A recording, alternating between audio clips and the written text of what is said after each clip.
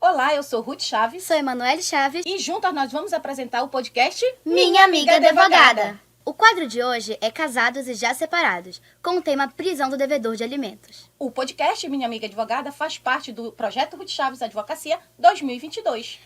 Este é um importante momento de esclarecimento jurídico em direito de família e sucessões, com ênfase em processo de inventário. Só lembrando aos nossos telespectadores e aos nossos seguidores que nós temos 2 maravilhosos quadros. Casados e Já Separados, onde são discutidos direito de família, divórcio, guarda, partilha de bens e alimentos.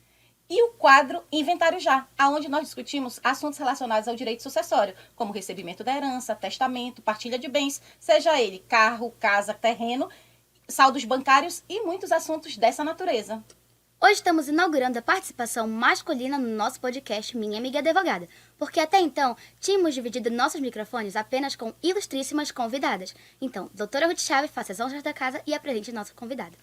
E o nosso convidado hoje especial aqui no podcast Minha Amiga Advogada é o Dr. Fredson Flecha, advogado criminalista. Fique à vontade, doutor, faça uso dos microfones e se apresente, por favor.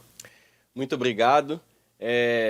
Como a doutora falou, advogo na área criminalista já há mais de 7 anos e estou muito honrado com o convite de estar aqui com uma profissional tão competente e um projeto tão inovador, didático e também relevante, não somente para profissionais do direito, mas para o cidadão de modo geral. Convidamos o Dr. Fredson Flecha porque aqui no direito de família nós mandamos prender o devedor de alimentos, mas lá no direito criminal eles mandam soltar o devedor de alimentos. Então nós vamos fazer hoje esse diálogo e esclarecer os nossos telespectadores.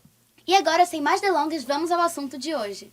Dr. Fredson, então em quais casos é possível haver a prisão de devedor de alimentos e quanto tempo ele precisa dever para ele poder ser preso? Bom, isso é uma pergunta bastante curiosa, porque muitas pessoas acham que tem que dever mais de 3 meses, ou pelo menos 3 meses para justificar a prisão. Mas a verdade é que 1 mês apenas de atraso do débito alimentar justifica já a prisão.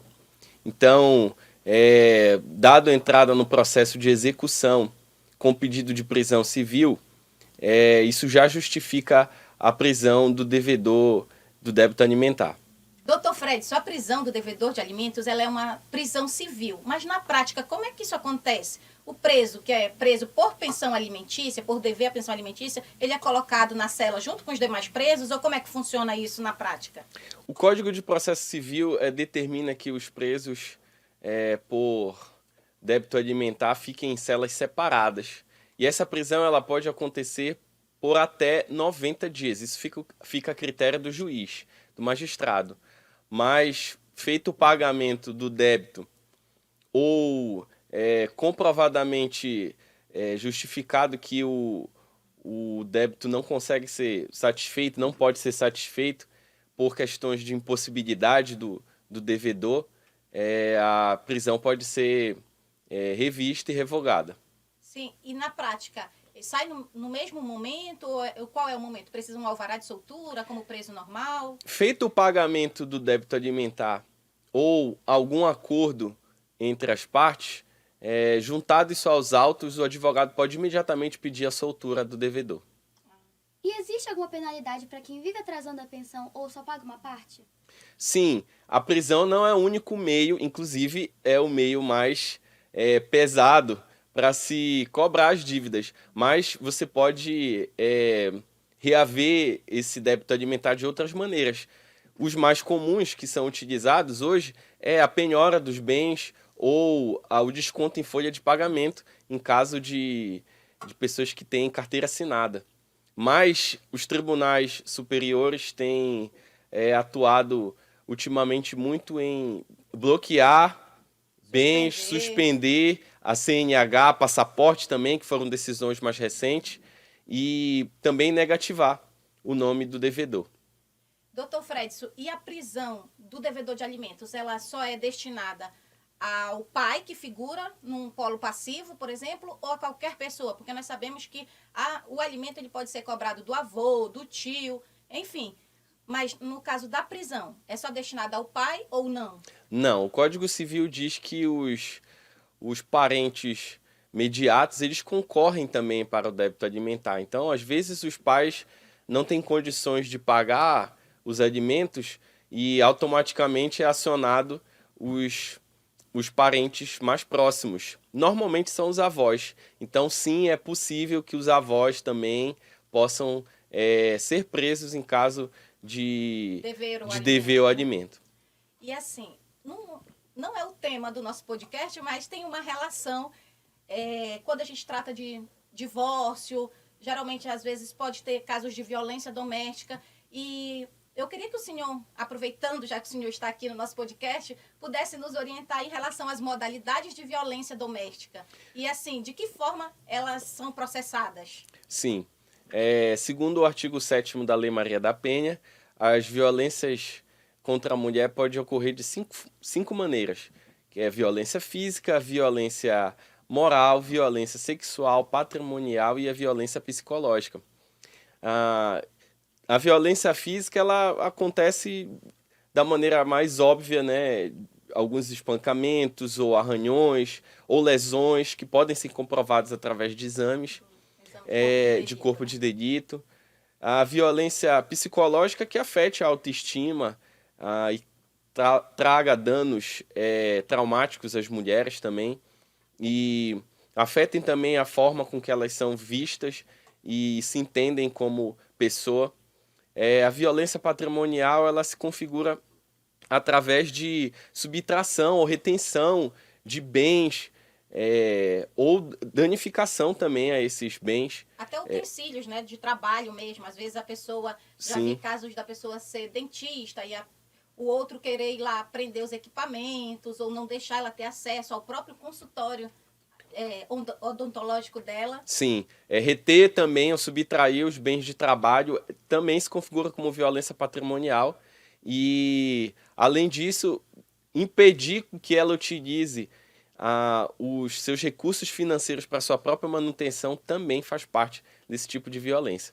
E a violência sexual, ela se configura através de obrigar a mulher a se submeter a algo que ela não deseja. Então, qualquer tipo de relação sexual ou de ato sexual não consentido se configura como violência sexual. E a violência moral é através de qualquer tipo de calúnia, difamação ou injúria. Sim. Em relação ao processamento dos crimes relacionados da violência contra a mulher, nós temos assim uma diferença nas varas, né? Por exemplo, se o Poder Judiciário ele for especializado, que nem é o caso dos grandes centros, nós temos a divisão de competência. Agora, nas comarcas de interiores, não. É tudo processado em um único juízo. Como é que o senhor verifica isso na prática? Isso é algo que a gente ainda precisa avançar no judiciário.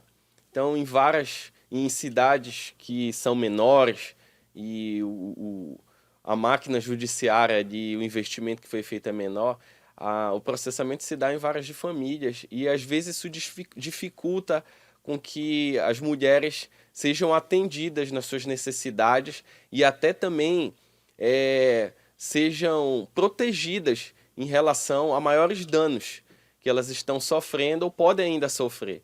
Então, alguns adventos recentes trouxeram mais segurança nesse sentido, como a permissão dos delegados de permitir instituir medidas protetivas na própria sede policial, mas a gente precisa avançar muito nesse sentido para que os direitos das mulheres sejam satisfeitos de forma urgente, como na maioria desses casos é necessário.